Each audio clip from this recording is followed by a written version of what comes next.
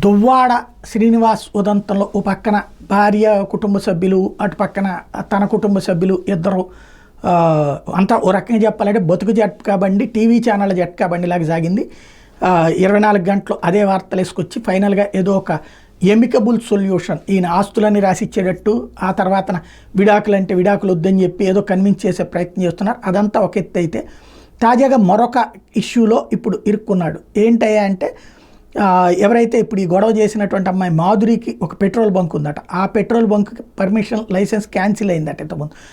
ఆ concern officer పైన ఉన్నటువంటి వాళ్ళతో ఇతను మాట్లాడాడట. అయితే వాళ్ళు కానీ రివోక్ చేయలేదు. అది చేయమని చెప్తే వింటలేదు కాబట్టి ఇప్పుడు ఆ సంబంధిత అధికారి మీద ఈయన తీవ్రస్థాయిలో విరుచుకుపట్టడం, బెదిరించడం, దాన్నంతా సదరు అధికారి ఆడియో రికార్డ్ చేసి సొసైటీకి ఇచ్చాడు.